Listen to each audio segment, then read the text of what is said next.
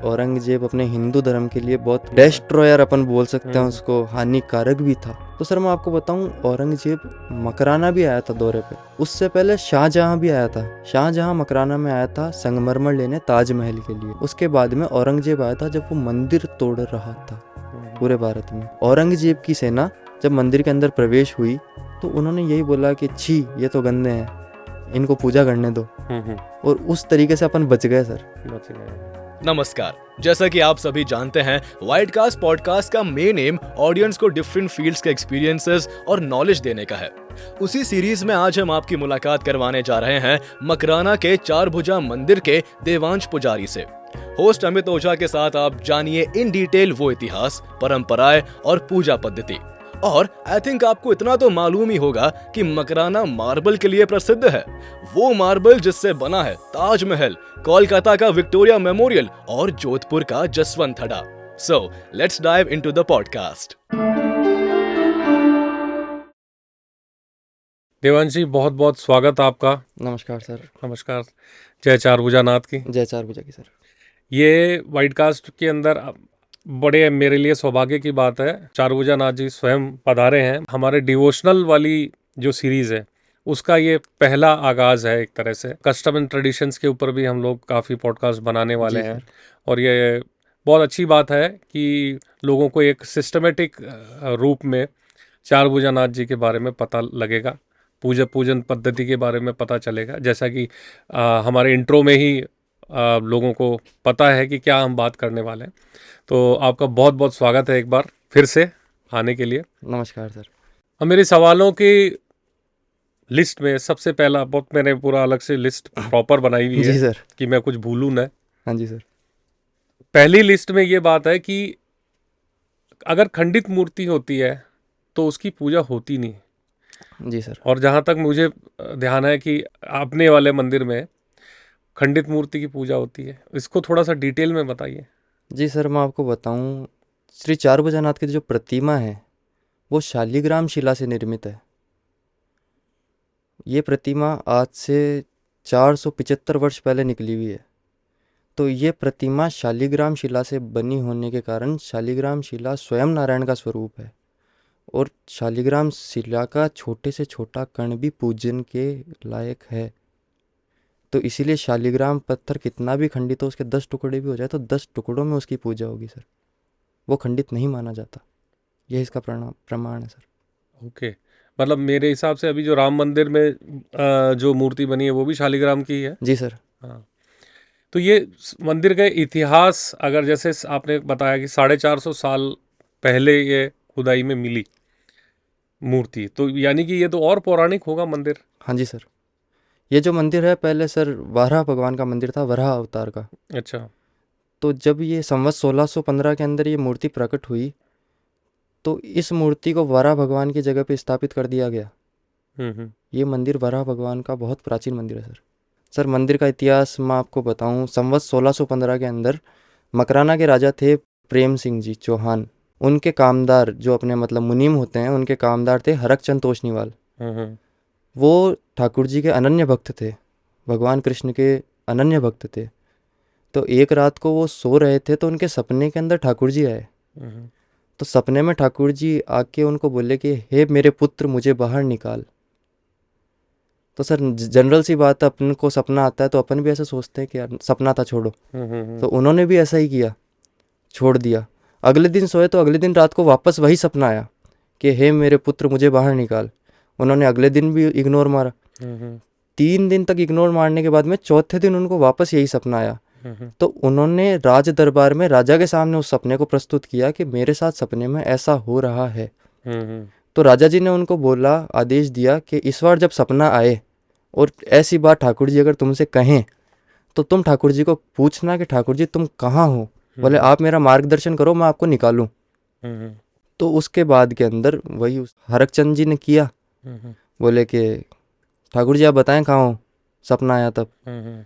तो ठाकुर जी ने बताया कि मकराना गांव के दक्षिण दिशा के अंदर एक रेत का टीला है और टीलों के चारों ओर गाय के खुर के निशान है। बोले उसी के नीचे मैं हूँ। तो अगले दिन राज दरबार के अंदर प्रेम सिंह जी को पता चली ये बात, हरकचंद जी ने बताई। उन्होंने अपने सिपाही भेजे, बोले जाओ दक्षिण दिशा के अंदर जाओ और ये चीज़ पता लगाओ कि कोई टीला है या नहीं। सिपाही गए तो उन्होंने आके समाचार दिए कि गांव के दक्षिण दिशा में टीला है। तो फिर उन्होंने राजा ने खुदाई के आदेश दिए, और खुदाई के आदेश दिए तो खुदाई करते करते कम से कम 1 महीना 2 महीना खुदाई चली। अच्छा, इतनी लंबी खुदाई चली? सर बहुत बड़ा टीला था। वो खुदाई चली तो खुदाई के बाद के अंदर उनको देखने मिली, खुदाई के अंदर एक बावड़ी है जिसको अपन स्टेप वेल भी बोलते हैं आज के टाइम पे। अंदर पूरी बावड़ी मिली उनको, और बावड़ी के अंदर एक कुआं था। तो वो जैसे ही उस कुएं की खुदाई कर रहे थे तो खुदाई करते करते उनकी जो गेती और फावड़ा होता है जो अपन कारीगर औजार काम में लेते हैं, तो वो चीज़ उन्होंने मारी खुदाई में। वो तो बराबर चल रहे थे ना औजार, तो उन्होंने मारा तो वो एक आवाज़ सी आई जैसे किसी से टकराया हो। तो उन्होंने थोड़ा हटा के देखा तो कुछ मूर्ति सी थी वहाँ पे। फिर उन्होंने दूसरी साइड भी प्रहार किया गेती से। पहली आवाज आई तो उसको बचाने के लिए दूसरी साइड में वार किया तो पता चला कि ठाकुर जी के जो दोनों हाथ थे ऊपर वाले, उनके ऊपर वो गेती लग गई और हाथ दोनों खंडित हो चुके थे। अच्छा। जैसे ही वो हाथ खंडित हुए, पूरी बावड़ी दूध से भर गई, उन हाथों में से दूध निकलने लगा। और वो बावड़ी दूध से भरने के बाद में पूरे मकराना गांव के अंदर दूध की जो धारा है वो प्रवाहित होने लगी। 2 दिन 3 दिन 4 दिन बाद जैसे जैसे वो दूध नीचे ज़मीन के अंदर बैठा, तो उसके बाद के अंदर जब वापस वहाँ जाके चेक करा तो जैसे अपने आला होता है, अलमारी बिना गेट की होती है, वैसी एक वहाँ पे आला था, अलमारी थी, उसके अंदर ठाकुर जी विराजमान थे। अच्छा। तो वहाँ से वो दिन था संवत 1615 का, माघ शुक्ल सप्तमी। ईयर वाइज कौन सा हो गया? ये अपने 1615। 1615, ठीक है। ये उस डेट का काम है। तो जैसे ये मूर्ति निकाली, मूर्ति निकालने के बाद में इसको रथ में विराजमान किया। रथ में विराजमान करने के बाद जैसे जैसे इनको महल की तरफ लेके आ रहे थे तो बैलगाड़ी जो थी वो अचानक से रास्ते के अंदर अटक गई, स्टक हो गई। ना तो आगे जा रही ना पीछे जा रही। अब रथ में घोड़े थे, बैल थे, मतलब उस जमाने में जो भी थी वो चीज़ वहाँ पे अटक गई। तो 10 आदमी लग गए, 20 आदमी लग गए, हिल रही नहीं है वहाँ से। और वहीं पास में वराह भगवान का मंदिर था। आज तो मंदिर काफ़ी बड़ा हो गया, उस वक्त पे लघु रूप में ही था, छोटा निज मंदिर मात्र ही था। तो वहाँ पे अंदेशा ही हो गया कि मतलब ठाकुर जी को यहीं विराजमान होना है। तो वराह भगवान के पास में ठाकुर जी की मूर्ति विराजमान कर दी गई। अच्छा अच्छा। और उसके कुछ समय तक वो मूर्ति मंदिर में नॉर्मल रूप से पूजित हो रही थी, कोई उसका विधि नहीं थी, कोई विधान नहीं था। अच्छा। थोड़े समय बाद 20 वर्ष 25 वर्ष बाद में मंदिर का जीर्णोद्धार कार्य हुआ। फिर उसके बाद के अंदर मेड़ता के पास में अपने चुआचुई गांव है। चुआचुही गांव है। अच्छा। तो वहाँ से राजा जी ने ब्राह्मण को बुलाया जो कि हमारे पूर्वज थे, श्री नानक जी दादीच दाई माँ ब्राह्मण थे, भारद्वाज गोत्र था। अच्छा अच्छा। तो उनको वहाँ से बुलाया, वो तब से सेवा कर रहे हैं और आज हमारी पीढ़ी उन्हीं की वंशज है। तो वो लीनिएज अभी तक चली आ रही है और आप भी उसी का एक जी सर पार्ट है। हाँ जी सर। आपकी एज तो बहुत कम है और इस एज में तो नॉर्मली लड़के लोग इधर उधर ही दिमाग लगाते हैं, और अपने तो मतलब परिवार जैसे बहुत बड़ा है तो पुजारी भी बहुत सारे होंगे लीनिएज में, चाचा बाबा सब होंगे। तो आपको ये कैसे धुन लगी या कितना सीरियसली आप पूजा कर पाते हैं, क्या पद्धति कैसे? सर इस चीज़ का मैं बताऊं तो सर मेरा तो कुछ भी नहीं है, जो भी है चार भुजनाथ का है।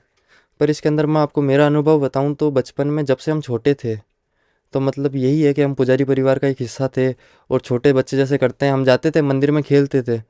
मतलब हमारे पास मंदिर का बहुत बड़ा वो था, क्या बोलते हैं, चौक या फिर हॉल था, तो वहीं खेलते थे। और खेलते खेलते हमारे जो बड़े बुजुर्ग दादाजी मेरे पिताजी वो मंदिर में सेवा करते थे, पूजा करते थे, उनको देखते थे। समझ तो कुछ थी नहीं और वो ठाकुर जी के बारे में भी इतना कुछ पता नहीं था, बस करते थे, आरती होती थी, घंटी बजाते थे, आनंद करते थे, बस यही चीज़ थी। पर धीरे धीरे जैसे जैसे साल बीते, 2 साल बीते, 5 साल बीते, ठाकुर जी के प्रति लगाव हुआ। और फिर जब उपनयन संस्कार हुआ, जनेऊ संस्कार हुआ, तो पहली बार ठाकुर जी को स्पर्श करने का मौका मिला। जैसे कि अस्पर्श की सेवा है तो हर कोई जा भी नहीं सकता, पर उपनयन संस्कार जैसे ही हुआ तो पहली बार आशीर्वाद के रूप में ठाकुर जी के पास ही लेके गए थे। तो जब ठाकुर जी के पास में गए तो एक अलग सी आभा जो थी वो ऐसे अंदर आई, एक अलग बहुत एक्सपीरियंस था। और फिर जैसे जैसे ठाकुर जी के साथ सेवा करते गए, भाव से भाव जुड़े, और आज वो दिन है कि इनके बिना कुछ भी नहीं है हमारा। बिल्कुल, बहुत सही, बहुत सही। मैंने ये भी सुना है कि मंदिर के जब पट खोलते हैं उससे पहले 4 बजे नगाड़े बजाते हैं, उसका क्या रीज़न है? सर नगाड़े का रीज़न मैं आपको बताऊं तो ठाकुर जी को सुबह पहली चीज़ तो 4 बजे नगाड़े बजा के उठाया जाता है। अच्छा। आज तो ठाकुर जी को उठाते हैं नगाड़े बजा के, और गांव के अंदर ब्रह्म मुहूर्त के अंदर जो अपने सात्विक ध्वनि होती है नगाड़े की, उसका वादन होता है। पूरे गांव में उसकी आवाज़ सुनाई देती है। और एक जो पौराणिक रीज़न है, पौराणिक नहीं बोल सकते, मतलब एक गांव का ही रीज़न है। बहुत टाइम पहले, आज से कम 300 साल पहले, मकराना गांव में एक बीमारी फैली थी मधुमक्खियों की। मधुमक्खियों से बीमारी?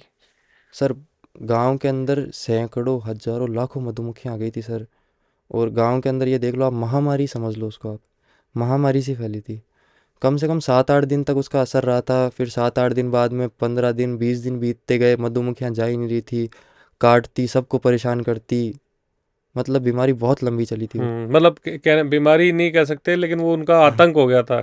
एक तरीके से एक्सेस आतंक बोल सकते हो। हो गई थी कि आप कहीं भी बाहर निकल रहे हो तो आपको डर रहेगा कि खा जाएगी हमको। सर बीमारी अपन इसलिए भी बोल सकते हैं क्योंकि लोगों को काट रही थी, तो फोड़े फुंसी हाँ, तो वो वगैरह तो चेहरे वही है। पे, मतलब कोई कारण ही होगा, अकारण इतनी मधुमक्खियां कहीं आती भी नहीं है सर। तो सर वो जैसे ही मधुमक्खियां आई तो गई नहीं, पर जो पुराने अपने बुजुर्ग थे, बुजुर्गों ने अनुमान लगाया, अंदेशा लगाया, तो सर जो अपने हर्षचंद जी थे, वही वापस उन्हीं के सपने में वापस ठाकुर जी आए सर। क्योंकि वो अनन्य भक्त थे प्रभु के, और आशीर्वाद प्रभु का उन्हीं के ऊपर था। तो जैसे ही वो आए तो उनके सपने में ठाकुर जी ने बताया कि ये नगाड़ा होता है तो इसकी ध्वनि की जाए। तो सुबह 4 बजे ब्रह्म मुहूर्त के अंदर नगाड़ी की ध्वनि की गई, वैदिक मंत्रों का उच्चार किया गया। तो उसके साथ में जो है, जैसे उस नगाड़े की ध्वनि गांव में फैली, जहाँ जहाँ तक वो नगाड़े की ध्वनि गई वहाँ तक मधुमक्खियाँ नहीं थी सर। वो मधुमक्खियाँ उसी वक्त भाग गई। वही रीज़न है। वैसे तो बाकी चारभुजानाथ के मंदिर और भी जहाँ है तो नगाड़ा तो पार्ट होता ही है मंदिर का। आरतियों में नगाड़े और तो ढोल ताशे सर यही बजते हैं। आरतियों में बजते हैं सर, पर सुबह 4 बजे ब्रह्म मुहूर्त के अंदर उठते ही सबसे पहले नगाड़ा बजाना, ये भी एक रीज़न ये होता भी है। एक रीज़न है। सही है। मेरे को अब थोड़ा सा ये बताओ ऑडियंस के लिए कि चारभुजानाथ का स्वरूप बेसिकली भगवान का कौन सा स्वरूप है और उसका detail. Sir Charbhujanath in the sense, Charbhujanath का एक सीधा सा अर्थ है 4 प्लस भुजा। जिनकी 4 भुजाएं हैं वो 4 भुजा है। पर इसके अंदर भारत, अपने आर्यावर्त के अंदर चारभुजानाथ की बहुत सी प्रतिमाएं हैं। द्वारकाधीश, मैं आपको बताऊं, द्वारकाधीश में भी 4 भुजानाथ है। अपने बड़ा धाम लीजिए, चित्तौड़ में सांवरिया सेठ, 4 भुजा है। गढ़बोर में 4 भुजानाथ का मंदिर, 4 भुजाएं हैं। तिरुपति बालाजी के अंदर 4 भुजानाथ ही है।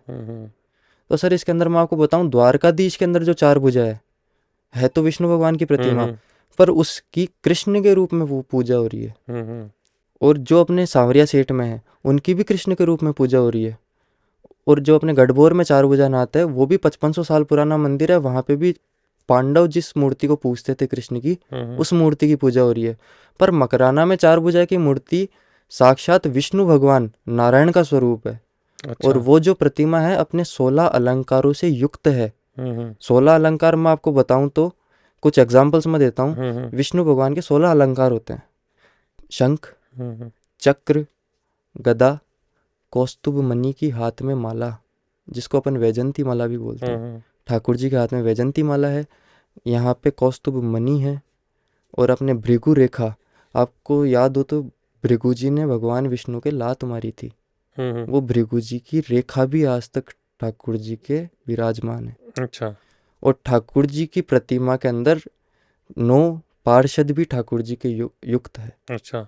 तो ये प्रतिमा का जो है वो पूरा स्वरूप है। 9 पार्षद, तो थोड़ा सा और डिटेल में जैसे। सर पार्षद मैं आपको बताना चाहूँ तो जैसे शंख देवता, चक्र देवता, मीराबाई। मीराबाई तो ऐसा अपन भक्त बोल सकते हैं, पार्षद नहीं है। शंख एक पार्षद हो गया, चक्र एक पार्षद हो गया, नारद जी हो गए। मतलब जो भी ठाकुर जी की जय विजय जो भी रोज हाँ, ठाकुर जी की सेवा करते हैं, जो असिस्टेंट्स वगैरह, उनको ठाकुर जी के पार्षद कहा जाता है। अच्छा अच्छा। जैसे जय और विजय दोनों गार्ड हो गए ठाकुर जी के वैकुंठ धाम के, शंख और चक्र है, दोनों ठाकुर जी के हाथ में रहते हैं, तो वो चीज़ वो ठाकुर जी के पार्षद के रूप में गिने जाते हैं। पिछली बार मैं जब विजिट किया था तो शाम को कुछ मतलब अभिमंत्रित जल, कड़े का जल ऐसा वो बांटा जा रहा था कुछ, तो उसका उसका थोड़ा डिटेल बताइए। जी सर, कड़े का जल मैं आपको बताऊं तो कड़े का जल एक बहुत प्राचीन इतिहास है और आयुर्वेद की कृपा मानिए आपके बहुत अद्भुत दवा है एक। वो कोई साधारण कड़े नहीं है। मतलब जब ठाकुर जी की मूर्ति या फिर प्रतिमा प्रकट हुई थी तो उस वक्त ठाकुर जी के हाथ में 4 कड़े थे, 2 तांबे के ओके। और 2 चांदी के। चारों भुजाओं में। चारों भुजाओं में 4 कड़े थे। तो जब वो मूर्ति प्रकट हुई तो मूर्ति के प्रकट होने के बाद में वो जो कड़े थे उनको निकाला, और निकालने के बाद में ठाकुर जी की आज्ञा से उन कड़ों को पानी के अंदर धोकर, उनको खोलकर, उनको मंत्रों द्वारा अभिमंत्रित करके, जब किसी स्त्री में गर्भ धारण नहीं होता था अच्छा। तो उनको दिया जाता था, ओके। या फिर गांव में किसी की कुछ बीमारी हो जाती थी तो उनको दिया जाता था। और आज तक वो परंपरा है कि कड़ों का जल गांव के अंदर कोई भी आदमी बीमार होता है तो वो डॉक्टर के पास जाने से पहले मंदिर से कड़े का जल लेके जाता है। ये प्रथा आज तक है। उसको एक तरीके से अपन दवाई के रूप में काम में ले सकते हैं। और ऐसा एग्जाम्पल मैं आपको दूं तो हैदराबाद के अंदर अपने रांदड़ जी है, उनकी मिसेस के भी कैंसर का ऑपरेशन हुआ था, तो वो गांठ कुछ % तक उनके रह गई थी, पर उन्होंने 1.5 साल तक कंटिन्यूअस रूप से कड़े का जल का सेवन किया, तो 1.5 साल के अंदर उनके कैंसर की गांठ जो थी वो भी ख़त्म हो गई थी। मतलब कैंसर मैं आपको बता सकता हूँ कि उस बीमारी का कोई इलाज नहीं है, 1% तो वो शरीर में रहती ही है, पर उस इलाज के बाद से वो एकदम सही है। चमत्कारी जल है फिर तो उस हिसाब से। कोई विशेष महीना होता है जब वहां पर अपना मैक्सिमम पिलग्रिमेज जो होते हैं ना, जैसे सावन में आते हैं, हर मंदिर का कुछ एक डेट होती है, तो ऐसा कुछ डेट है अपने? हाँ जी सर, मैं आपको डेट बताऊं। ठाकुर जी की शोभा यात्रा निकाली जाती है। साल में 3 बार शोभा यात्रा निकलती है। साल के अंदर पहली शोभा यात्रा निकलती है माघ शुक्ल सप्तमी को, जब ठाकुर जी का प्राकट्य हुआ था। तो वो शोभा यात्रा ठाकुर जी के निज मंदिर से लेके प्राकट्य स्थल तक जो बावड़ी है वहाँ तक जाती है। और मैं आपको एक रोचक बात बताऊं तो जो ठाकुर जी की प्रतिमा है वो स्वयं शोभा यात्रा में जाती है। अच्छा, बाल स्वरूप नहीं जाते? कोई अलग विग्रह नहीं है। ठाकुर जी की जो प्रतिमा है वो स्थापित नहीं है, वो चल प्रतिमा है। अच्छा। ठाकुर जी स्वयं पालकी में विराजमान होकर, अपनी रजत रेवाड़ी में विराजमान होकर ठाकुर जी स्वयं नगर भ्रमण पे जाते हैं। और जिस भी गली से गुजरते हैं उस गली में एक अलग माहौल रहता है। उस जिस घर के सामने से निकलते हैं वहाँ एक अलग माहौल रहता है कि ठाकुर जी हमारे घर पधारे। तो पहली शोभा यात्रा तो अपने माघ शुक्ल सप्तमी की निकलती है, जो प्राकट्य उत्सव का फंक्शन होता है, एनुअल फंक्शन भी कहते हैं उसको मंदिर का। ओके। और दूसरी शोभा यात्रा है अपने जलजूलनी एकादशी पर निकलती है, जो हर विष्णु या हर कृष्ण मंदिर में निकलती है। उसका भी एक अलग है। जन्माष्टमी के 20 दिन बाद में जलजूलनी एकादशी आती है। वहाँ पे ठाकुर जी, अपने कालानाडा नाम का स्थान है मकराना के अंदर, वहाँ पे ठाकुर जी को ले जाया जाता है और नगर भ्रमण करके वहाँ पे उत्सव होता है। उसके बाद में वापस आते हैं नगर भ्रमण करके। और तीसरी जो रेवाड़ी है, जो तीसरी शोभा यात्रा है, वो अपने दशहरे पे निकलती है सर।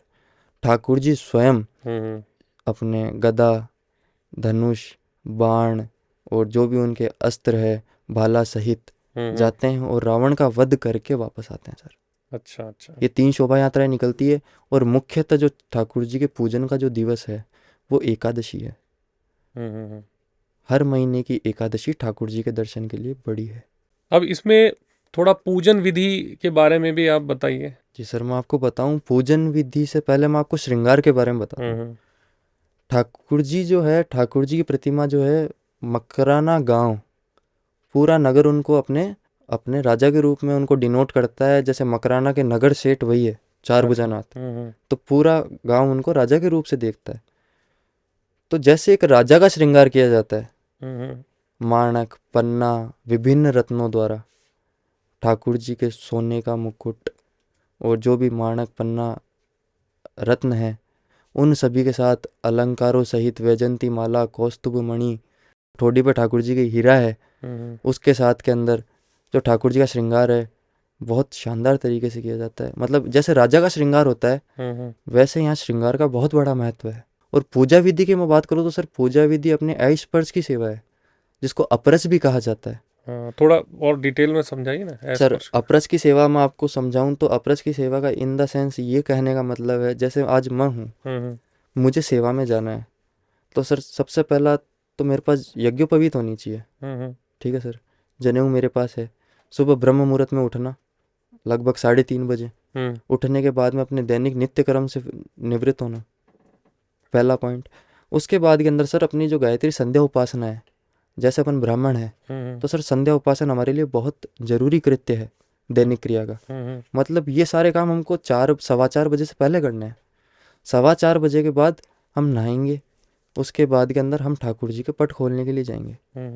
अपरस की सेवा के अंदर ऐसा होता है कि हम नहाने के बाद में किसी भी चीज अपरस स्पर्श को अपरस बोल रहे हो आप? स्पर्श ये शब्द है और इसको बोलते बोलते अपरस बोला जाता है इसको। अच्छा, मतलब अपरस भी कहते हैं। स्पर्श संस्कृत का शब्द है पर इसको हिंदी में अपरस कहते हैं। अपरस, ओके। जो शालिग्राम शिला है उसकी सेवा अपरस की ही होती है। इसको हर कोई टच नहीं कर सकता, इसका भी एक विधि विधान है। तो जैसे स्नान करने के बाद से ही हमको किसी भी चीज़ को टच करना मना है, किसी भी चीज़ को स्पर्श करना मना है। तो नहाने के बाद से हम मंदिर में जाते हैं कि बिना किसी को स्पर्श किए हुए हमारे धोए हुए कपड़े हम धारण करते हैं, यज्ञोपवीत धारण करते हैं, संध्या उपासना करते हैं। नहाने के बाद में ठाकुर जी के पट खोलने के लिए जाते हैं। पट खोलने के बाद के अंदर सबसे पहले मंगला आरती होती है। मंगला आरती बोले तो बांसी आरती, ठाकुर जी के नहाने से पूर्व की आरती होती है। उसके बाद के अंदर स्नान ध्यान श्रृंगार के बाद के अंदर ठाकुर जी की श्रृंगार आरती होती है जो सूर्योदय के साथ होती है। सूर्योदय की आरती होती है। उसके बाद के अंदर 12 बजे शयन का समय होता है ठाकुर जी के। 12 बजे से 1.5 घंटा पहले अपने 10:30 बजे के लगभग ठाकुर जी को एक समय दिन में अन्न का भोग लगाया जाता है। ठीक है। जिसको राजभोग कहते हैं। शयन हो जाते हैं। शयन के बाद के अंदर पुजारी जो है मंदिर से फ्री हो जाता है। शाम को 5 बजे मंदिर के वापस खोलने का समय, उससे पहले हमको वापस नहाना पड़ता है। वापस नहाने के बाद में सायंकालीन संध्या के बाद के अंदर ठाकुर जी के पट खोले जाते हैं। वही शाम की अपने संध्या आरती होती है जो सूर्यास्त के साथ होती है। उससे पहले ग्वाल भोग लगता है ठाकुर जी के। फिर बाद में 9 बजे शयन आरती होती है। तो इन सब दिनचर्या के इस सब पूजा के बीच में ध्यान रखने की चीज़ ये है कि आप सुबह से शाम तक 12 घंटे ठाकुर जी की सेवा कर रहे हैं। तो 12 घंटे के समय के बीच के अंदर आप किसी भी चीज़ के स्पर्श नहीं हो सकते और ना किसी बाहर की चीज़ को स्पर्श कर सकते हैं। पूरे दिन के अंदर एक दिन के अंदर कम से कम 300 बार हाथ धोने पड़ते हैं। बिल्कुल, बहुत बहुत टफ पद्धति है। और उस हिसाब से 300 बार हाथ धोने की भी विधि ये है कि कोई नल नहीं है, कोई टोंटी नहीं है, कुछ भी नहीं है। अपरसी जल का कलश है जिसको अपन परिंडा भी बोलते हैं मारवाड़ी के अंदर। परिंडा है, वहाँ पे कलश रखा हुआ है। ऐसे उसकी ट्रेनिंग होती है 3 महीने के अंदर। वो ट्रेनिंग भी दी जाती है हमको। मतलब कोहनी से उस लोटे को झुका के कैसे हाथ धोना है, क्योंकि हाथ तो प्रसादी जूठे हो जाते हैं। कोई भी काम करते हैं, किसी भी चीज़ के हाथ लगाते हैं वो तो जूठे हो जाते हैं। तो बिना हाथ लगाए कोहनी से उस जल लेके हाथ धोने की जो प्रक्रिया है वो भी हमको 3 महीने में सिखाई जाती है। हाँ, नहीं तो वो गलती से गिर भी सकता है या ज़्यादा पानी आ जाए। गिरेगा तो नीचे गिरेगा तो वो पैर वगैरह लगे होते हैं, वहाँ गिर के उसको उठाएंगे जब तक अपना स्पर्शता भंग हो गई, वापस नहाने जाओ। तो सर यही पूरी विधि होती है और एक बहुत ही कठिन विधि है। नियम में चलना वैसे भी भगवान की पूजा के लिए बहुत टफ है। मतलब विशेषकर आप लोगों को, पुजारी लोगों को तो बहुत टफ। धीरे धीरे एक्सपीरियंस के साथ के अंदर मैं आपको बताऊं तो जब तक हम गणवेश में रहते हैं, धोती और कुर्ते में मंदिर में बगलबंदी वगैरह जो भी पहन के रहते हैं, अब तो ऐसा अनुभव सा हो गया कि जब तक धोती के अंदर है, चाहे वो घर पे है चाहे बाहर है, हम तो घर पे भी किसी भी चीज़ को स्पर्श नहीं करते। हमारी तो आदत सी हो गई। आदत हो गई। जब तक धोती पहन रखी है तो हमारा दिमाग वहीं रहता है कि भाई अपन अस्पर्शता में। तो अभी जैसे आपके चाचे बाबाओं में आपका नंबर कब आता है? मैं आपको बताऊं तो सर नंबर की बात ऐसा है, हमारा जो परिवार है वो मैंने आपको बताया नानक जी से शुरू हुआ था। तो नानक जी के 2 पुत्र थे, फिर उनके 3 पुत्र थे। तो हमारा मेनली 3 भाइयों का परिवार है जो हमारे पूर्वज थे। नानक जी के 3 पुत्र थे तो वो तीनों पुत्रों का परिवार है। जिनको मूर्ति मिली थी वो नानक जी, नानक जी तो प्रथम पुजारी थे चारभुजा प्रथम मंदिर, पुजारी थे, ओके। जो हमारे पूर्वज थे। हम्म। नानक जी के 3 पुत्र थे, तो तीनों पुत्रों के 3 परिवार थे। वो अभी तक हाँ, चलते आ रहे हैं। एक परिवार में मैं हूँ, हम्म। एक परिवार में हमारे और भी भाई बंद है, और तीसरे परिवार में और भी भाई बंद है। तो ये हमारे 3 परिवार है। ठीक है। तो तीनों परिवारों के अंदर हमारा 1-1 साल से नंबर आता है सर। हम्म। मतलब एक साल एक भाई का, दूसरे साल दूसरे भाई का, और तीसरे साल 3 भाई का। बहुत अच्छा है, बहुत बढ़िया। 1-1 साल से नंबर आता है सर। एक अपने मंदिर में गद्दी आसन है, मिट्टी से लेपा हुआ, वो किस चीज का आसन है? आपने वो भी देखा है सर? हम्म। तो मैं आपको बताऊं तो सर, वो आसन आज से 5-6 साल पुराना आसन है। अपने एक बहुत ही सिद्ध संत है, उनका नाम तो मैं नहीं लेना चाहूँगा, क्योंकि उन्होंने साफ मना कर रखा है। गोपनीय गोपनीय रखते बहुत हो आप? गोपनीय है, ना उनका कोई नाम है, ना उनका कोई फोटो है, कुछ भी नहीं है उनका। अच्छा। बहुत सिद्ध है। तो वो 2018 के अंदर मंदिर के अंदर सुंदरकांड करने आए थे एक बार। अच्छा। तो उन्होंने कहा कि मैं यहाँ सुंदरकांड का पाठ करना चाहूँगा। हम्म। उनके असिस्टेंट पहले आए, उन्होंने सारी तैयारी करी सुंदरकांड की। तैयारी करने के बाद के अंदर सब कुछ देखा, तो तैयार है या नहीं सब कुछ। ठाकुर जी के सामने आने के बाद में रोने लग गए, हम्म। आंखें गदगद हो गई, चेहरे पे मुस्कान थी, ठाकुर जी को देख के अश्रुधारा बह रही थी। तो बहुत एक हाँ हाँ, इमोशनल कनेक्ट हो गया कुछ। वही चीज़ थी सर। तो उनको जैसे जैसे देखा तो पूछा क्या हुआ। तो उन संत की एक खूबी है, सिद्धि भी बोल सकते हैं, वो राम के अलावा कुछ भी नहीं बोलते। अच्छा। उन्होंने आजीवन मौन ले लिया, सिर्फ रामायण के पाठ करते हैं वो। हम्म। वही मुख से बाहर शब्द निकलता उनके, और कुछ भी नहीं निकलता। हम्म। तो उन्होंने वो एक पर्ची के ऊपर लिख के अपना वो पर्सनल एक्सपीरियंस बताया कि ये जो प्रतिमा है वह साक्षात नारायण है, और मैं इनको सिर्फ सुंदर कांड सुनाने की गलती कभी नहीं कर सकता। मैं इनको पूरी राम कथा सुना के जाऊंगा, 9 दिन का नवा पारायण करके जाऊंगा। ओके। उसके अगले दिन से उन्होंने तैयारियां प्रारंभ करी। हम्म। वहाँ पे उनका आसन लगाया गया, मतलब चौका लगाया गया, पूरा गाढ़ से लेपा गया उसको। उस आसन के ऊपर उन्होंने 9 दिन पूरे राम कथा करी, नवाह पारायण करा, और उसके बाद के अंदर वो वापस अपने उधर चले गए आश्रम। कई चमत्कार एसोसिएटेड है मंदिर के साथ। कि आपकी पर्सनल एक्सपीरियंस क्या रहा, मतलब उनके साथ सेवा करते करते कुछ चमत्कार आपने ऐसा देखा? सर आपको एक बहुत ख़ास चमत्कार मैं बताना चाहूँगा आपको, और उसका एक एग्जाम्पल भी मैं आपको दूंगा। पिछले साल सावन के अंदर हल्की ठंड थी, बरसात का मौसम था, तो बरसात की वजह से माहौल ठंडा था। तो सर शाम को मैं और मेरा भाई गोवर्धन पुजारी, मेरे ताऊजी का लड़का, हम दोनों शाम की सेवा कर रहे थे। तो उस दिन ठाकुर जी का सुबह दुग्धाभिषेक भी था। अच्छा। तो उनको श्रृंगार धारण करवाया था, तो काफ़ी भारी था। भारी मैं कहना चाहूँ तो उनको बहुत सारे गहने, वस्त्र, वेलवेट का मोटा वस्त्र, मतलब जैसे गर्मी का माहौल होता है वैसा माहौल था, पर ठाकुर जी के अंदर एसी लगी हुई है। तो वो चीज़ शाम को ऑन थी, पर अचानक से लाइट चली गई थी शाम को 7 बजे के लगभग। लाइट जाने के बाद में मैं आपको बताऊं सर, 5 से 10 मिनट के अंदर हमारा ध्यान मूर्ति के ऊपर जैसे ही गया, तो सर जो प्रतिमा थी उसके पसीने आने लगे सर। अच्छा। जो चेहरा था, चेहरे पे जैसे अपन आदमियों के ज़्यादातर पसीने अपने यहाँ पे मूंछों वालों हिस्से पे और दाढ़ी में बहुत ज़्यादा पसीना आता है सर, तो उनके इस हिस्से के अंदर बहुत ज़्यादा पसीना दिखाई पड़ा चेहरे पे। मतलब ऐसे एकदम पूरा फेस ऐसे पसीने के अंदर भर गया सर। तो उसके बाद के अंदर मैंने जाके देखा, तो मैंने गोवर्धन से पूछा, गोवर्धन ये क्या है? तो फिर दोनों आपस में बात करने लगे, और ध्यान से उसको देखा पास में जाके, तो समझ में आया कि ऐसी ऐसी चीज़ है। फिर बाद में जैसे ही वो चीज़ देखा, तो मतलब मन के अंदर से दोनों भावुक हो गए, और भावुक होने के बाद के अंदर सबसे पहले पर्दा लगा के उनकी पोशाक बदली। मतलब उनको नाइट ड्रेस धारण करवाई, आराम से सूती वस्त्र धारण करवाए, और दोनों भाई हम पंखी लेके उनके हवा करने लग गए थे, पहले चवर करने लग गए थे, और ठाकुर जी आपके पसीने आ गए। वैसे तो डेली लाइफ के अंदर जो ठाकुर जी के क्लोज रहता है, जो ठाकुर जी की पूजा करता है, उसके साथ नित्य प्रतिदिन नए किस्से होते हैं, रोज के नए किस्से होते हैं सर।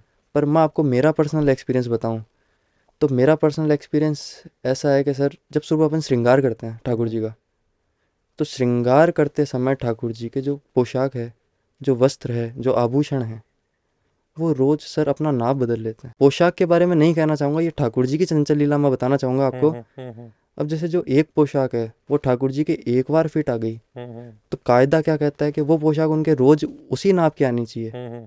जैसे आपका ये सूट है या कोटी, हाफ कोटी, जो भी है, आपका यही कद है तो आपके लिए परफेक्ट है, आप इसको 2 बार 3 बार 10 बार धारण करेंगे। पर जब ठाकुर जी की पोशाक धारण कराई जाती है तो हमारे वार के हिसाब से जो पोशाक है वो धारण करवाते हैं। सोमवार को सफ़ेद, मंगलवार को लाल, बुधवार को हरा, गुरुवार को अपने पीला, शुक्रवार को कलर स्पेसिफिक नहीं रहता, कोई भी कलर अपन धारण करवा सकते हैं। शनिवार को चटक रंग धारण होता है, चटक नीला, चटक लाल, महरून कलर, कोई भी चटक कलर, और संडे को कलर फ्री रहता है, कोई भी धारण करवा सकते हैं।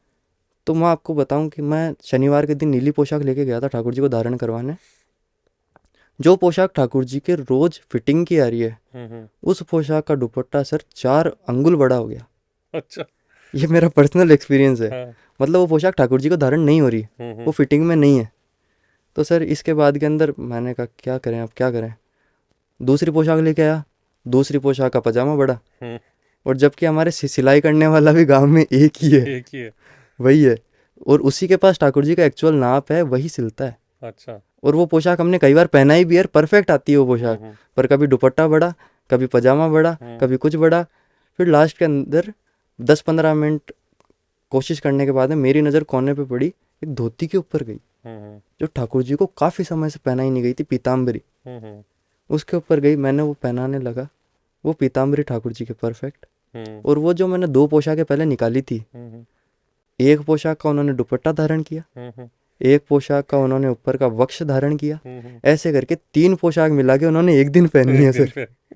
चंचलता ही है ठाकुर जी की। और चमत्कार, मैं आपको एक प्राचीन चमत्कार बताना चाहूँ तो आज से 100-125 साल पहले, जैसे मैंने आपको बताया था ठाकुर जी के शाम को ग्वाल भोग लगता है। मान्यता है कि जब कृष्ण भगवान गैया चरा के आते थे तो यशोदा मैया उनको मक्खन का भोग लगाती थी शाम को। तो हमारे मंदिर के अंदर जो मुख्यतः प्रसाद है वो तिला लोई का है। तिला लोई मतलब अपने जो तिल्ली मखाने होते हैं ना, उनका भोग ठाकुर जी को मुख्यतः लगता है। जैसे हर मंदिर का अपना एक स्पेसिफिक प्रसाद होता है। तिरुपति बालाजी में लड्डू, गणेश जी के अपने बेसन के लड्डू, तो हमारे मंदिर का तिला लोई का प्रसाद है, तिल्ली मखाने का। तो शाम को संध्या आरती से पहले जो भोग लगता है, पुजारी जी को ठाकुर जी के भोग लगाना भूल गए। रात को ठाकुर जी को शयन करवा दिया। शयन करवाने के बाद के अंदर अगले दिन जब सुबह पुजारी जी ने पट खोले तो ठाकुर जी के हाथ में जो सोने का कड़ा था, वो कड़ा उनको गायब मिला। अच्छा। अब जैसा कि मैंने आपको बताया 3 भाइयों का परिवार है। अब ठाकुर जी की जो रकम है वो तो बही खाते में लिखी हुई है, कितना गहना है, कितना क्या है, सब कुछ लिखा हुआ है। टेंशन तो होती है सर, कहाँ गया। तो ध्यान करते करते सर पूरे गांव में बात फैल गई। 2 दिन 3 दिन 4 दिन नहीं मिला। एक दिन अचानक से गांव का मिठाई वाला आता है, कड़ा लेके आता है कि साहब ये कड़ा है क्या। ऑब्वियस ही बात है सर, पुजारी जी ने उसको पकड़ लिया। बोले तू चोर है। बोले मालिक मैं चोर नहीं हूँ, मैं आपको बताऊं। तो रात को 8:30-9 बजे मेरे पास में एक बालक आया था, छोटा 9-10 साल का। बोले अंकल जी भूख लगी है, कुछ खाने को दो। तो दुकान वाले ने उसको लड्डू दिए, पैसे मांगे। पैसे की जगह उस बालक ने ये बोला कि आप ये कड़ा रख लो, मैं आपको पैसे दे के कड़ा ले जाऊंगा।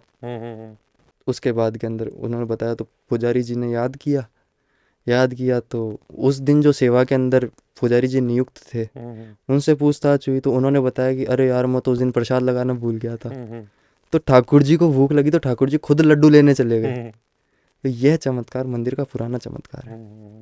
तो जब मूर्ति खुदाई में निकली थी तो बताया कि गैंती से एक भुजा खंडित हो गई, फिर दूसरी भुजा खंडित हो गई। उसके आगे क्या रहा, उसको कैसे मैनेज किया। सर इसका भी एक प्रत्यक्ष प्रमाण है कि जब मूर्ति प्रकट हुई थी तो उसके कुछ ही समय बाद प्रेम सिंह जी की जो चौहान थे ठाकर साहब, उनके जो कामदार थे हरकचंद जी, तो उन हरकचंद जी को वापस सपना आया था कि मेरा एक अनन्य भक्त है, सुनार है, मेड़ता के पास किसी गांव में रहता है, वह मेरा बहुत ज़्यादा प्रिय भक्त है, अनन्य भक्त है, उसको मेड़ता से बुलाया जाए और मेरे हाथ का जो बंधन कार्य है, जो मेरे हाथ को जोड़ने का कार्य है, वो उसी के द्वारा किया जाए। अच्छा। उसी समय प्रेम सिंह जी ने जो ठाकर साहब थे, उन्होंने रथ बेच के, घोड़ा गाड़ी पालकी बेच के वहाँ से मेड़ता से उसको सुनार को बुलवाया और संवत 1622 के करीबन वो हाथ ठाकुर जी के बांधे गए। अच्छा। तो वो हाथ आज तक उसी रूप में बंधे हुए हैं सर, और वही मेड़ता से आए थे और उन्होंने ही वो हाथ बांधे थे। और ये चीज़ तो सर वर्ल्ड वाइड हो चुकी है कि जब खंडित मूर्ति की प्रतिमा कहीं नहीं होती तो यहाँ क्यों हो रही है, और उसका मैंने आपको बताया भी अभी। ये तो सर जनरल नॉलेज में भी आ गया आजकल क्वेश्चन। मेरे ख्याल से यूपीएससी में भी एक क्वेश्चन आया था इसका। अपने जो निर्मल जी गहलोत है उत्कर्ष में, उन्होंने ये क्वेश्चन डाला था सर। ये जानने योग्य भी है। हाँ जी सर। अपन ने पॉडकास्ट की शुरुआत भी उसी हिसाब से की थी। एक बावड़ी के अंदर शिव जी का स्थान है। हाँ जी सर। उसका क्या रेफरेंस है? सर शिव जी का एक स्थान नहीं है बावड़ी के अंदर। मैं आपको बताऊं तो सर शिव जी के 2 स्थान हैं। अच्छा। एक तो अमलेश्वर और एक नर्मदेश्वर, ये 2 शिव मंदिर है और दोनों ही प्राचीन मंदिर है। ठाकुर जी की प्रतिमा जब से है तभी से वो शिव मंदिर भी है। उनका इतिहास कुछ ऐसा है, वो भी चारभुजा मंदिर से जुड़े हुए हैं, स्थान है दोनों। उसका एग्जाम्पल मैं आपको बताऊं, उसका इतिहास मैं आपको बताऊं, उसकी हिस्ट्री मैं आपको बताऊं, तो मैं ये बताना चाहूँगा कि जब ठाकुर जी की प्रतिमा प्रकट हुई थी तो शंकर भगवान स्वयं साक्षात वहाँ खड़े होकर दर्शन कर रहे थे। हमारे मंदिर पे एक भजन भी है, चार भुजा मेरी राख लजा हमको तेरी आस है। ये मकराना पे चार भुजा पे आधारित भजन है। तो इसके अंदर एक पंक्ति भी आती है, अमलेश्वर नर्मदेश्वर खड़े थे दर्श लिए। उन्होंने वहाँ पे खड़े होकर दर्शन किए थे ठाकुर जी के साक्षात, उनकी उपस्थिति में, उनके साक्ष्य में ठाकुर जी का प्रकट हुआ था। तो यही रीज़न है कि वो मंदिर आज भी वहाँ है। और वो ठाकुर जी की प्रतिमा जितनी पुरानी है उतना ही पुराना वो शिव मंदिर भी है। जैसा कि आपने बताया कि बेसिकली ये वरा भगवान का मंदिर था, फिर उसके बाद में 300-400 साल पहले जब भी प्रतिमा निकली फिर ठाकुर जी विराजित हुए वहाँ। तो उनके अलावा और कौन से देवी देवताओं की उसमें है? मंदिर के अंदर वैसे तो पंचदेव का पूजन है विष्णु भगवान के अलावा। अपने अन्नपूर्णा माता जी और वराह भगवान ये उत्तर दिशा में है। दक्षिण दिशा में शिव परिवार है। दक्षिण मुखी हनुमान भी है। चौक के बीच में मंदिर के अंदर गरुड़ जी विराजमान है। और निज मंदिर की बात करें तो निज मंदिर के अंदर 3 उत्सव प्रतिमाएं हैं जो अष्ट धातु से निर्मित है, और उसके साथ में 108 शालिग्राम है। शालिग्राम शिलाएं हैं 108 शालिग्राम जी है। और 4 भुजानाथ स्वयं है, ये निज मंदिर में है। और एक लड्डू गोपाल और एक राधा रानी निज मंदिर में सब विराजमान है। मतलब बाकी जो है अन्नपूर्णा माता वगैरह ये सब बाहर है। निज मंदिर के अंदर जो है वह वरा भगवान, उत्सव प्रतिमाएं, 108 शालिग्राम और कृष्ण, राधा और 4 भुजानाथ। 5 तरह की आरती होती है दिन भर में? हाँ जी सर, 5 प्रहर की आरती होती है। हाँ, सर 5 प्रहर की आरती में सबसे पहले जैसे श्रृंगार करने के बाद कौन सी आरती? सर श्रृंगार करने से पहले तो मंगला आरती होती है जो बासी आरती होती है। उसके बाद के अंदर सर श्रृंगार आरती होती है जो सूर्योदय के साथ होती है, जब ठाकुर जी तैयार हो जाते हैं, अपना राजा का रूप ले लेते हैं पूरा। उसके बाद में श्रृंगार आरती की जाती है, वो सूर्योदय के साथ होती है। एक रोमांचक किस्सा मैं आपको ये भी बताऊं, मंदिर की जो निर्माण शैली है वो इस तरीके से निर्माण किया गया है कि जब सूरज दक्षिणायन में आता है सावन में, तो सूर्य की किरणें ठाकुर जी के चरणों पर गिरती है सर। अच्छा। प्रतिदिन सुबह 6 माह तक। श्रृंगार आरती से पहले ठाकुर जी को बाल भोग लगाया जाता है। उसके अंदर सैकड़ों लोग उपस्थित रहते हैं। वह सभी ठाकुर जी का भोग गायन करते हैं, उनको अरज सुनाते हैं। जैसे एक राजा के दरबार के अंदर उनकी जय जयकार होती है, उस प्रकार से लोग जो श्रृंगार आरती में उपस्थित रहते हैं वो उनका जयगान करते हैं, उनको भोग का भजन सुना के उनके भोग लगाते हैं। उसके बाद में सर आरती प्रारंभ होती है सूर्योदय के साथ। 15 मिनट की आरती होती है सर। आरती के बाद के अंदर पुष्पांजलि होती है। पुष्पांजलि भी जितने लोग उपस्थित रहते हैं सर, पंडित तो उच्चारण करते ही हैं, जो सैकड़ों लोग रहते हैं वो भी उस पुष्पांजलि का ऊंचे स्वर के अंदर उच्चारण करते हैं। मंदिर का माहौल सर देखने लायक रहता है और भावपूर्ण रहता है सर। देवांश जी, जो अपने अभिषेक होता है ठाकुर जी का, तो क्या वो कोई भी करा सकता है या कब कराना चाहिए, क्या उसका रीजन है, मौलिकता पौराणिकता उसकी क्या चीज है? ठाकुर जी का दूध से अभिषेक होता है सर। हम्म मतलब रोज़ सुबह तो ठाकुर जी स्नान करते ही हैं हम्म श्रृंगार आरती से पहले। पर श्रृंगार आरती के बाद में सुबह 8:30-9 बजे के लगभग उनका अभिषेक किया जाता है। अभिषेक का सर मैं आपको विधि बताऊं, जैसे कि मैंने आपको बताया था ठाकुर जी के मुख्यतः एकादशी है। हम्म तो ठाकुर जी का अभिषेक जो होता है वो मनोकामना पूर्ति के हिसाब से होता है सर। ऐसे नॉर्मली भी होता है। आपके घर में शादी है, कोई शुभ कर्म है, तो शुभ कर्म करवाने के बाद में ठाकुर जी का आशीर्वाद लेने हेतु आपने ठाकुर जी का अभिषेक करवाया। बाद में होता है, पहले पहले लेना बाद पड़ता में है? करवा सकते हैं, पहले करवा सकते हैं, ओके। आपका भाव है। उसके अंदर दूसरा पॉइंट सर, कोई शुभ कर्म आप करने जा रहे हैं, ठाकुर जी का अभिषेक करवाया, आशीर्वाद लिया, आपकी कोई मनोकामना है कि ठाकुर जी आप मेरा ऐसा काम करवा दीजिए, मैं आपका अभिषेक करवाऊंगा। तीसरी चीज़, मनोकामना पूर्ण हुई, आपने अभिषेक करवाया। ठाकुर जी का अभिषेक साल में सर 365 दिन होता है। उसके अंदर से 15 दिन अभिषेक घटाते हैं। 15 दिन जब सावन में ठाकुर जी झूले में विराजमान रहते हैं, तो उस समय 15 दिन की अवधि में 365 में से 15 दिन नहीं होता, झूले में बैठे रहते हैं। तो सावन में 15 दिन अभिषेक नहीं होता, बाकी पूरे 365 दिन ठाकुर जी का अभिषेक होता है। तो मतलब ये तो ऑलमोस्ट बुकिंग चलती रहती होगी सब, ऑलमोस्ट बुकिंग चलती है क्योंकि सर, 4 महीने 5 महीने की बुकिंग सर एडवांस चलती है। और जो अभिषेक होता है वो नाना प्रकार की औषधियों द्वारा, द्रव्य द्वारा, सुगंधित द्रव्य द्वारा, गंगाजल, इत्र, केसर, चंदन, दूध, दही, शहद, शक्कर, घी और उर्वोदक, जायफल, जावित्री, इलायची, लौंग, काली मिर्ची, 16 प्रकार की जड़ी बूटियों द्वारा, नाना प्रकार की औषधियों द्वारा अभिषेक होता है सर। और अभिषेक कराने का मुख्यतः कारण सर, अभिषेक जब करवाते हैं तो ऐसा माना गया है कि ठाकुर जी जो है आयु रोग का निवारण करते हैं। आयु किसी की क्षीण होती है, मतलब कोई अल्पायु होता है, तो उसका निवारण ठाकुर जी का अभिषेक है। अभिषेक करवाने से ठाकुर जी उसको जीवन दान भी देते हैं और दीर्घायु भी देते हैं, ऐसा माना गया है। और आपकी कुंडली में कोई राशि, ग्रह, नक्षत्र खराब चल रहा हो तो उसका निवारण भी ठाकुर जी का अभिषेक है। अच्छा। तो ये सब जो निवारण, और ये जब जो भी आपकी ज़िंदगी में कुछ गलत कृत्य हो रहा है या फिर आपका व्यापार नहीं चल रहा है, तो उस उद्देश्य से भी आप अभिषेक करा सकते हैं, क्योंकि ठाकुर जी लक्ष्मीपति है, भगवान विष्णु की पत्नी लक्ष्मी है। तो लक्ष्मीपति होने के कारण ठाकुर जी का अभिषेक होता है। एक मेरा सवाल और था कि ऐतिहासिक तौर पे वो कुछ सुना था मैंने कि जब औरंगजेब आए थे, तो हाँ वो जी सर। वाला एपिसोड मेरे को बताओ ना। औरंगजेब अपने हिंदू धर्म के लिए बहुत मैक्सिमम डिस्ट्रक्शन किया उन्होंने। डेस्ट्रॉयर अपन बोल सकते हैं उसको, हानिकारक भी था। तो सर मैं आपको बताऊं, औरंगजेब मकराना भी आया था दौरे पे। उससे पहले शाहजहां भी आया था। शाहजहां मकराना में आया था संगमरमर लेने ताजमहल के लिए। उसके बाद में औरंगजेब आया था जब वो मंदिर तोड़ रहा था पूरे भारत में। मकराना एंटर हुआ तो मंदिर के पुजारियों को समाचार मिला कि औरंगजेब मकराना आ रहा है।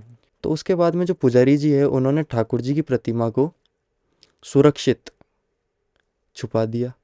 क्यों, ठाकुर जी तो वैसे ही चलायमान है अपने, ठाकुर जी चल प्रतिमा है, चल तो प्रतिमा। उनको सुरक्षित कहीं और स्थापित किया गया, छुपाया गया। जल का जो कुआं है, कुएं के अंदर उनको विराजमान कराया गया। उसके बाद में जो वराह भगवान की प्रतिमा है उसको ठाकुर जी की जगह स्थापित कर दिया गया। औरंगजेब की सेना जब मंदिर के अंदर प्रवेश हुई तो उन्होंने देखा कि ये तो वराह अवतार की पूजा कर रहे हैं। वराह अवतार एज ए सर अपन सुअर बोल सकते हैं, वो उन्हीं का रूप है, शुकर बोल सकते हैं। हाँ। तो उन्होंने यही बोला कि छी ये तो गंदे हैं, इनको पूजा करने दो। और उस तरीके से अपन बच गए सर, बच गए।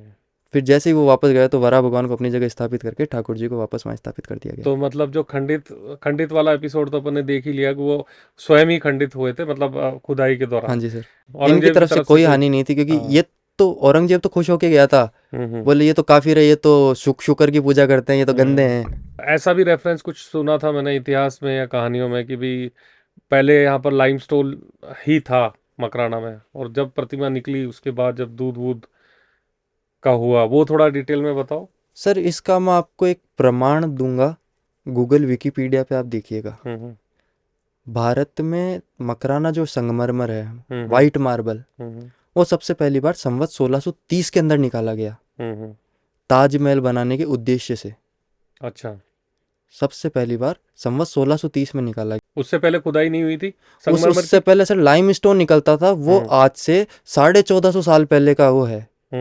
1450 साल पहले लाइमस्टोन निकलता था सर। सर विकिपीडिया के अनुसार अगर अपन देखें और पौराणिक हमारे सूत्रों के हिसाब से, मान्यताओं के हिसाब से भी देखें, तो मैं आपको एक बहुत अच्छा एग्जाम्पल देता हूँ। जब ठाकुर जी का प्राकट्य हुआ, मैंने आपको जैसा बताया दोनों हाथों से दूध की धाराएं निकली जब खंडित हुए, तो सर वो धाराएं जैसे जैसे पृथ्वी के अंदर दूध बैठा, दूध पृथ्वी में गया, तो वो जो लाइमस्टोन था, और जब वो दूध लाइमस्टोन ने सोखा अपने अंदर, तो सर वो सफ़ेद संगमरमर का रूप उसने लिया। और यही एक कारण है कि मकराना जो संगमरमर है 90% कैल्शियम है उसमें। वो डिफरेंट है, मकराना का तो एकदम अलग है। मकराना का सर 90% कैल्शियम है और एकदम प्योर वाइट कलर है। जैसे अपने दूध होता है ना सर, दूधिया कलर का मार्बल आता है मकराना में। मार्बल की जो कोई भी डील होती है मकराना में, कोई भी हिंदू आदमी मार्बल का सौदा करता है तो वो ठाकुर जी के आशीर्वाद से ही करता है सर।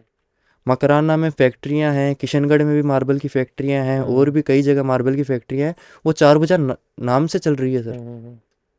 मालिक मतलब खुद बोलते हैं कि हमारा करा हुआ कुछ ही नहीं है, सिर्फ सब चार भुजा नाथ है। इतने चमत्कार हैं कि पॉडकास्ट को जितना लंबा करो, हाँ जी सर, वो तो कर सकते हैं वो कर सकते।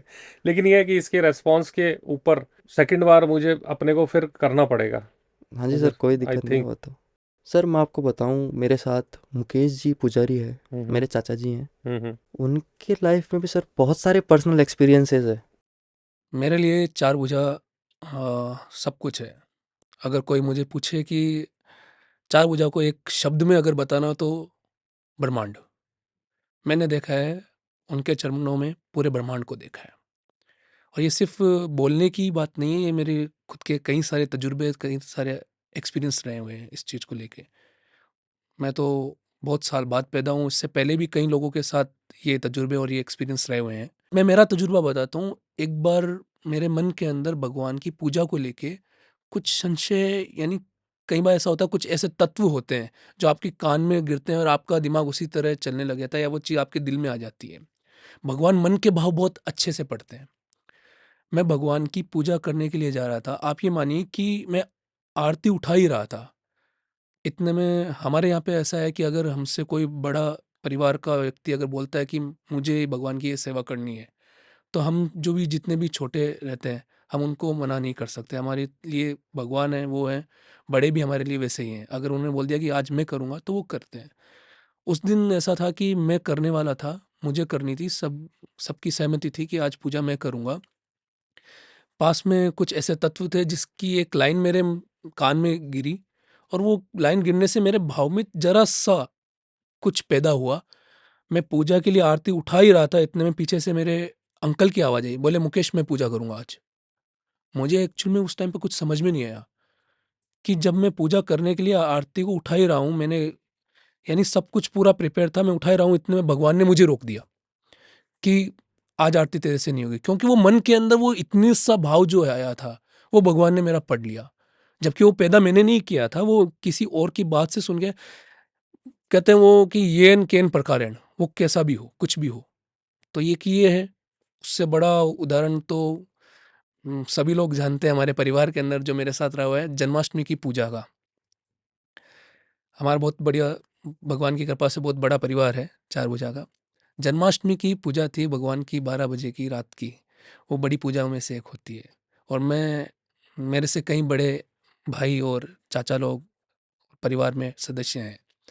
तो मैं बिल्कुल रिलैक्स मोड पे था कि हाँ, आज सब लोग बड़े लोग करने वाले हैं, और मैं मेरा भगवान के अंदर ध्यान लगा रखा था।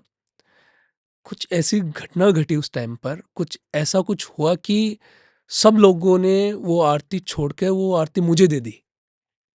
यानी मेरा पूजा के अंदर जो नंबर जो बोलते हैं वो दूर-दूर तक नहीं था। और इंस्टेंट में मेरा चुपचाप खड़ा था, सब हाथ जोड़ के भगवान के दर्शन कर रहा था, भगवान को देख रहा था। अचानक ऐसा कुछ हुआ कि मुझे एक जने ने बोला कि भगवान की आज की आरती मुकेश करेगा। तो भगवान हर चीज़ के अंदर मन के भाव बहुत पहले से पढ़ते हैं, बहुत जल्दी पढ़ते हैं। आपकी श्रद्धा, आपकी आस्था है, तो सब कुछ है वहाँ पे। जनरली सब लोग भगवान से अलग-अलग चीज़ें माँगते हैं, चार भुजा से पूरा मकराना आता है, कोई पैसे मांगता है, कोई अलग अलग चीज़ें मांगता है। मैं जनरली हमेशा भगवान से सिर्फ उनकी भक्ति मांगता हूँ। और मैं ज़िंदगी में अगर कुछ चाहता हूँ तो ये चाहता हूँ कि मेरे अंत समय में भगवान स्वयं मुझे लेने के लिए आए। देवांश जी, एक बड़ा पॉपुलर भजन है, चार भुजा मेरी राख लजा, उसका रेफरेंस बालाजी से रिलेटेड कुछ है, वो थोड़ा सा एक्सप्लेन करके बताइए ना आप। सर उसमें बालाजी से रिलेटेड रेफरेंस एक है, कोट किला तेरे है अति ठाडे, वीर पवन सुत चहु दिश ठाडे।